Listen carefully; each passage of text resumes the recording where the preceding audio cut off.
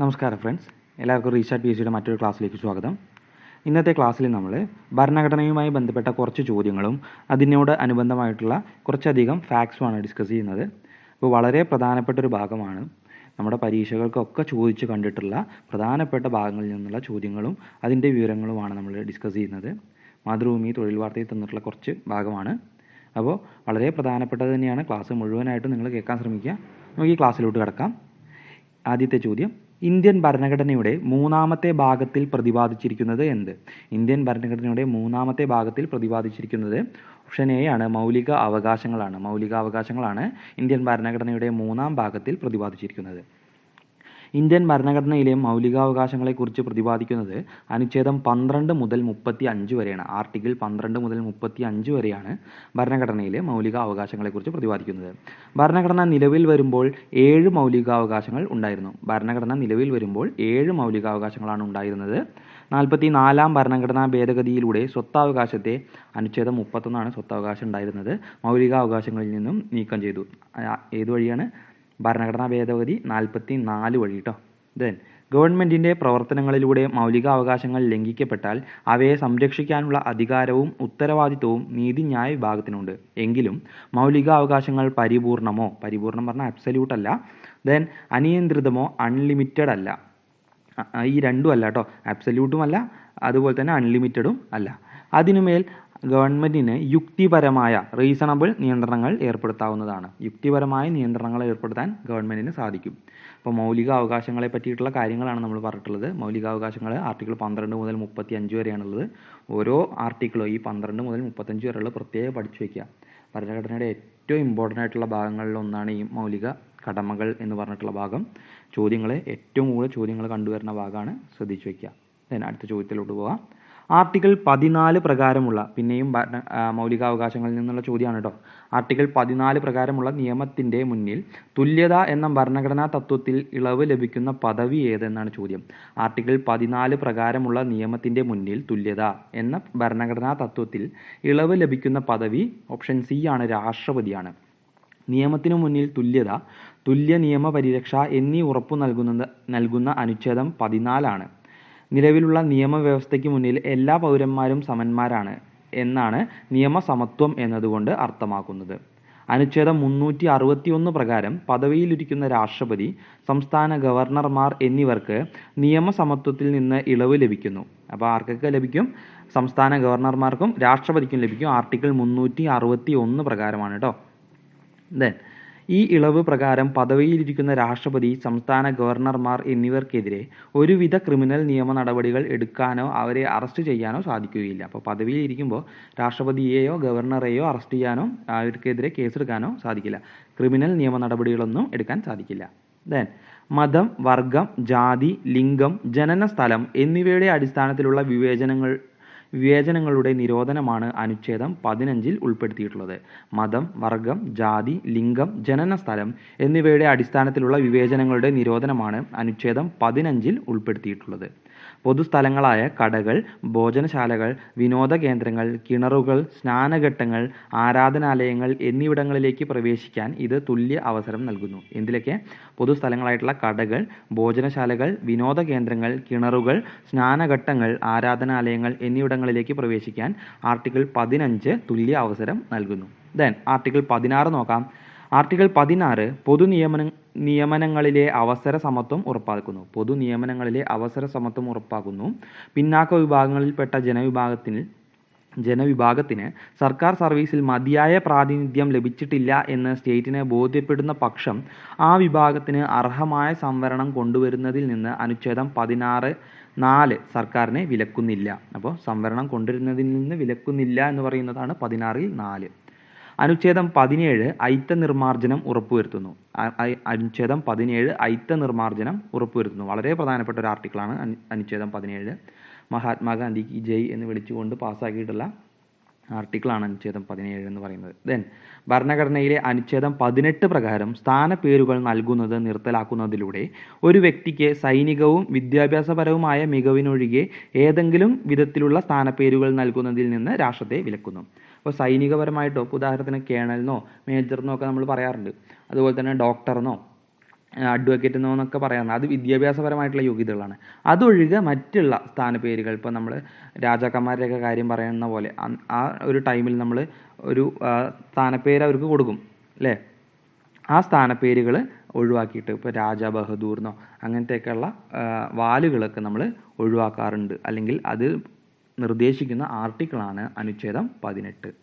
Then 6 മൗലിക സ്വാതന്ത്ര്യങ്ങളെക്കുറിച്ച് പ്രതിപാദിക്കുന്ന ഭരണഘടനാ അനുച്ഛേദം. 6 മൗലിക സ്വാതന്ത്ര്യങ്ങളെക്കുറിച്ച് പ്രതിപാദിക്കുന്ന ഭരണഘടനാ അനുച്ഛേദം അനുച്ഛേദം 19 ആണ് കേട്ടോ. 19ാം ആർട്ടിക്കിളാണ്. അനുച്ഛേദം 19ൽ 6 മൗലിക സ്വാതന്ത്ര്യങ്ങളെക്കുറിച്ച് പ്രതിപാദിക്കുന്നു. അവയാണ് 19(1)(a) അഭിപ്രായ പ്രകടനത്തിനും ആവിഷ്കാരത്തിനുമുള്ള സ്വാതന്ത്ര്യമാണ് 19(1)(a). നമ്മുടെ പത്രസ്വാതന്ത്ര്യമൊക്കെ വരുന്നത് ഇതിന് അണ്ടറിലാണ് കേട്ടോ. പ്രത്യേകം പത്രസ്വാതന്ത്ര്യം എന്ന് പറഞ്ഞിട്ട് ഭരണഘടനയിൽ പ്രത്യേകം പറഞ്ഞിട്ടൊന്നുമില്ല. പക്ഷേ ഈ അഭിപ്രായ സ്വാതന്ത്ര്യവും ആവിഷ്കാര സ്വാതന്ത്ര്യത്തിൻ്റെയും ഭാഗമായിട്ടാണ് പത്രസ്വാതന്ത്ര്യം വരുന്നത്, മാധ്യമ സ്വാതന്ത്ര്യം വരുന്നത്. ദെൻ 19(1)(b) സമാധാനപരമായി സമ്മേളിക്കുന്നതിനുള്ള അവകാശമാണ് 19(1)(b). ദെൻ 19(1)(c) സംഘടനകൾ രൂപവൽക്കരിക്കാനുള്ള അവകാശമാണ് 19(1)(c). ദെൻ 19(1)(d) ഇന്ത്യയിൽ എവിടെയും സ്വതന്ത്രമായി സഞ്ചരിക്കാനുള്ള അവകാശമാണ് 19(1)(d). ദെൻ 19(1)(e) ഇന്ത്യയിൽ എവിടെയും സ്ഥിരതാമസക്കാരനാവാനുള്ള അവകാശമാണ് 19(1)(e). ദെൻ 19(1)(g) ഇഷ്ടമുള്ള തൊഴിൽ ചെയ്യുന്നതിനും വ്യവസായത്തിനും കച്ചവടത്തിനും ഏർപ്പെടുത്തിയിട്ടുള്ള അവകാശമാണ് 19(1)(g). ദെൻ അപ്പോൾ ഇതൊന്നും അബ്സല്യൂട്ട് അല്ല കേട്ടോ. അപ്പോൾ ഇഷ്ടമുള്ള തൊഴിൽ നമുക്ക് ചെയ്യാറുണ്ട്. ഒരാൾക്ക് കയറി അങ്ങ് ഡോക്ടർ ആവാൻ പറ്റില്ല, അവന് അതിനുള്ള ക്വാളിഫിക്കേഷൻ ഉണ്ടായിരിക്കണം. ഒരാൾക്ക് കയറി അങ്ങ് അഡ്വക്കേറ്റ് ആവാൻ പറ്റില്ല, അതിനുള്ള ക്വാളിഫിക്കേഷൻ ഉണ്ടായിരിക്കണം. അപ്പോൾ അതുപോലെ തന്നെ നമുക്ക് എല്ലാവിടെയും സ്ഥിരതാമസം ചെയ്യാനൊന്നും പറ്റില്ല. നമുക്ക് ട്രൈബൽ ഏരിയാസിലൊന്നും പോയിട്ട് ചിലപ്പോൾ സാധാരണക്കാരന് അല്ലെങ്കിൽ ഒരു ജനറൽ കാറ്റഗറിയിലുള്ള ആൾക്കോ മറ്റൊരാൾക്കോ, ഇപ്പോൾ ഉദാഹരണത്തിന് ആസാം പോലുള്ള സംസ്ഥാനങ്ങളിൽ, അരുണാചൽ പ്രദേശ് പോലുള്ള സംസ്ഥാനങ്ങൾക്ക് റീസണബിൾ ആയിട്ടുള്ള റെസ്ട്രിക്ഷൻസ് ഉണ്ട്. നാഗാലാൻഡിലൊക്കെ റീസണബിൾ ആയിട്ടുള്ള റെസ്ട്രിക്ഷൻ ഉണ്ട്. പല നിയമങ്ങളും ഇതിന് ബന്ധപ്പെട്ട മറ്റ് ആർട്ടിക്കിളുകളും നമ്മുടെ ഭരണഘടനയിൽ കൊടുത്തിട്ടുണ്ട്. അതുകൊണ്ടാണ് നമ്മൾ ആദ്യം തന്നെ പഠിച്ചത് മൗലിക അവകാശങ്ങൾ എന്ന അല്ലെങ്കിൽ മൗലിക സ്വാതന്ത്ര്യങ്ങൾ എന്ന സാധനം അബ്സല്യൂട്ട് അല്ല, അവിടെ റീസണബിൾ ആയിട്ടുള്ള റെസ്ട്രിക്ഷൻസ് ഗവൺമെൻറ് ഏർപ്പെടുത്തിയിട്ടുണ്ട്. ദെൻ 44ാം ഭേദഗതിയിലൂടെ സ്വത്തവകാശമായി ബന്ധപ്പെട്ട 19(1)(f) നമ്മൾ 19(1)(e) കഴിഞ്ഞിട്ട് നേരെ 19(1)(g) ആണ് പറയുന്നത്. അപ്പോൾ അതിൻ്റെ ഇടയിൽ ഒരു 19(1)(f) ഉണ്ടായിരുന്നു. ആ എഫ് നമ്മുടെ സ്വത്തവകാശമായി ബന്ധപ്പെട്ടതായിരുന്നു, മൗലിക സ്വാതന്ത്ര്യം ആയിട്ട് കണക്കാക്കിയിരുന്നതായിരുന്നു. അതിനെ നമ്മൾ 44ാം ഭേദഗതിയിലൂടെ, ഭരണഘടനാ ഭേദഗതിയിലൂടെ നീക്കം ചെയ്തു. ദെൻ കോടതികളിൽ ന്യായമായ വിചാരണ ഉറപ്പുവരുത്താൻ ഭരണഘടനാ അനുച്ഛേദം 20ൽ 3 അവകാശങ്ങൾ പ്രദാനം ചെയ്തിട്ടുണ്ട്. കോടതികളിൽ ന്യായമായ വിചാരണ ഉറപ്പുവരുത്താൻ ഭരണഘടനാ അനുച്ഛേദം 20ൽ 3 അവകാശങ്ങൾ പ്രദാനം ചെയ്തിട്ടുണ്ട്. അവ ഏതൊക്കെയാണെന്ന് നോക്കാം. ഒരേ കുറ്റത്തിന് ഒരു വ്യക്തിയെയും ഒന്നിൽ കൂടുതൽ തവണ ശിക്ഷിക്കാൻ പാടില്ല. ഇപ്പോൾ ഒരാളൊരു കൊല ചെയ്തെങ്കിൽ അയാൾക്കൊരു 14 കൊല്ലം തടവ് ശിക്ഷ ലഭിച്ചു. അത് കഴിഞ്ഞ് അയാൾ വന്ന് പിന്നെ അയാൾ നേരത്തെ ചെയ്ത അതേ കൊലയ്ക്ക് പിന്നെയും 14 കൊല്ലം ഇടാൻ പറ്റില്ല. ഒരു കൊലയ്ക്ക് അല്ലെങ്കിൽ ഒരു തെറ്റിന് ഒരു വട്ടം മാത്രമേ ശിക്ഷ നൽകാൻ സാധിക്കുള്ളൂ. അല്ലെങ്കിൽ ഒരു കുറ്റത്തിന് ഒരു വ്യക്തിക്ക് ഒന്നിൽ കൂടുതൽ തവണ ശിക്ഷിക്കാൻ പാടില്ല എന്ന് പറയുന്നു. ദെൻ ഏതൊരു മുൻകാല കുറ്റകൃത്യത്തെയും പിൻകാലത്തുണ്ടായ നിയമങ്ങളുടെ അടിസ്ഥാനത്തിൽ നിയമവിരുദ്ധമായി പ്രഖ്യാപിക്കാനോ ശിക്ഷിക്കാനോ പാടില്ല. ഒരു വ്യക്തിയെയും അയാൾക്കെതിരെ തെളിവ് നൽകുന്നതിനെ നിർബന്ധിക്കാൻ പാടില്ല. ഇപ്പോൾ ഉദാഹരണത്തിന് നമ്മൾ സിനിമകളിലൊക്കെ കണ്ടിട്ടുണ്ടാകും, പോലീസുകാരെ അടിച്ച് കുറ്റം തെളിയിക്കാൻ അവൻ തന്നെ കുറ്റം സമ്മതിക്കണ ഒരു കാര്യം. അങ്ങനെ അയാളെ നിർബന്ധിച്ചുകൊണ്ട് അയാൾക്കെതിരെ തന്നെ സാക്ഷിയാക്കാൻ പാടില്ല. അപ്പോൾ ഇത്രയാണ് അനുച്ഛേദം 20 പ്രകാരം അവകാശങ്ങൾ പ്രദാനം ചെയ്തിട്ടുള്ളത് കേട്ടോ. ദെൻ 21ാം അനുച്ഛേദ പ്രകാരം ജീവനും വ്യക്തി സ്വാതന്ത്ര്യത്തിനുമുള്ള സംരക്ഷണം ഉറപ്പു നൽകുന്നു. 21ാം അനുച്ഛേദ പ്രകാരം ജീവനും വ്യക്തി സ്വാതന്ത്ര്യത്തിനുമുള്ള സംരക്ഷണം ഉറപ്പു നൽകുന്നു. നിയമത്താൽ സ്ഥാപിതമായ നടപടികളിലൂടെ അല്ലാതെ ഏതൊരു വ്യക്തിയുടെയും ജീവനെയോ വ്യക്തി സ്വാതന്ത്ര്യത്തെയോ ഹനിക്കാൻ പാടില്ല. ഒരാളുടെ ജീവൻ എടുക്കാൻ ഗവൺമെൻറ്റിനോ അല്ലെങ്കിൽ മറ്റുള്ളവർക്കോ ഒരു അധികാരവും ഇല്ല. പക്ഷെ നിയമത്തിൽ പറഞ്ഞിട്ടുണ്ടെങ്കിൽ, ഇപ്പോൾ ഒരാളൊരു കുറ്റം ചെയ്തു, മറ്റൊരാളെ കൊന്നു, അങ്ങനെ ഒരു കൊലക്കുറ്റത്തിന് അയാൾക്ക് ശിക്ഷ നൽകാം. അപ്പം നിയമത്തിന് അനുശാസിക്കുന്ന രീതിയിൽ അയാളെ എന്ത് ചെയ്യാം, അയാളെ ശിക്ഷിക്കാം, ജീവൻ എടുക്കുക അല്ലെങ്കിൽ അയാളുടെ വ്യക്തി സ്വാതന്ത്ര്യം ഹനിക്കുക ചെയ്യുക. അല്ലാത്ത ഒരു രീതിയിലും എന്ത് ചെയ്യാൻ പാടില്ല, അയാളുടെ ജീവനോ വ്യക്തി സ്വാതന്ത്ര്യമോ എന്ത് ചെയ്യാൻ പാടില്ല, ഹനിക്കാൻ പാടില്ല എന്ന് പറയുന്നതാണ് ആർട്ടിക്കിൾ 21.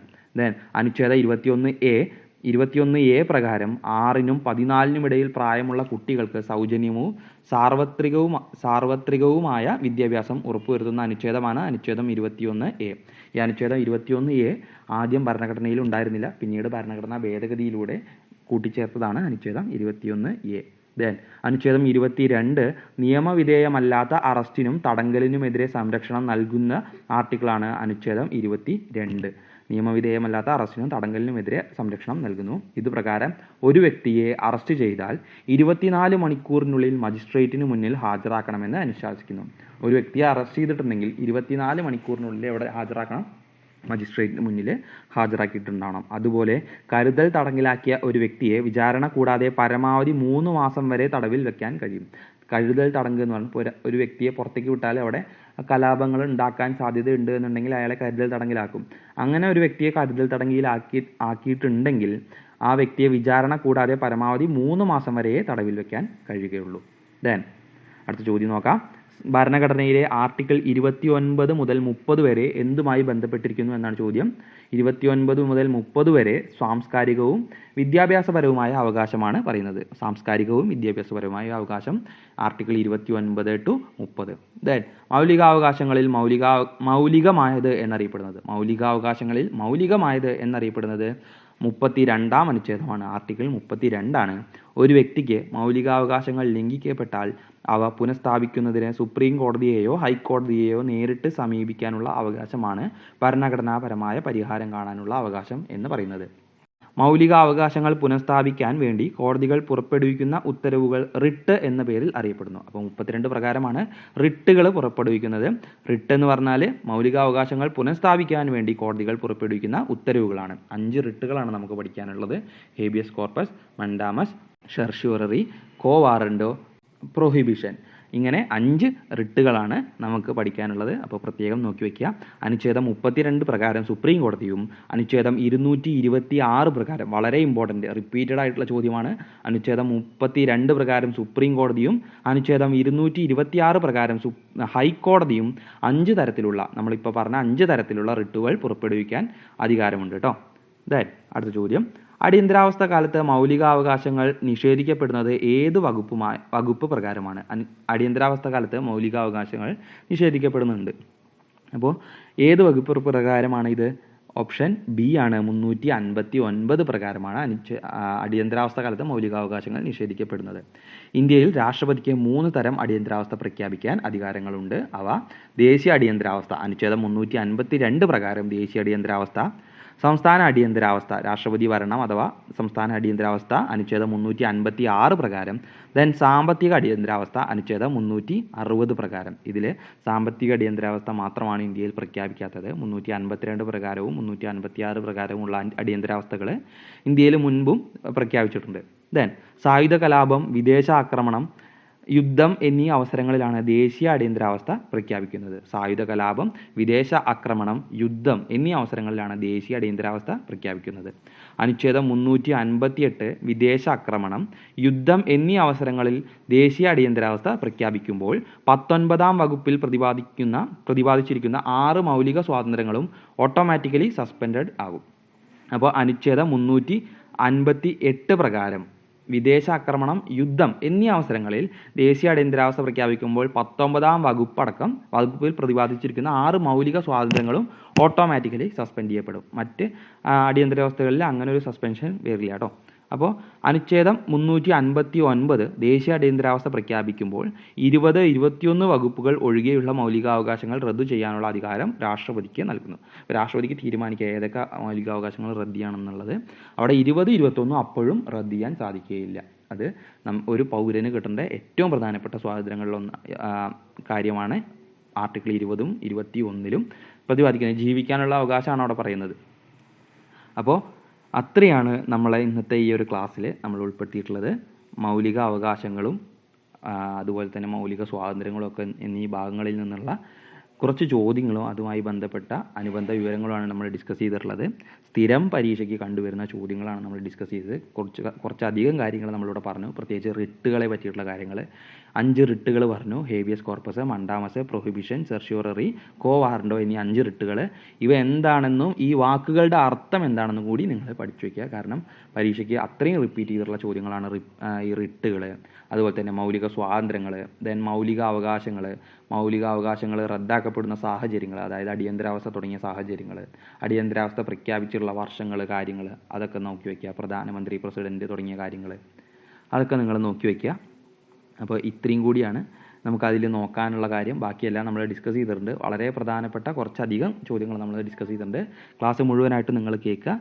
മറ്റൊരു ക്ലാസ്സുമായിട്ട് വീണ്ടും വരാം. Thank you.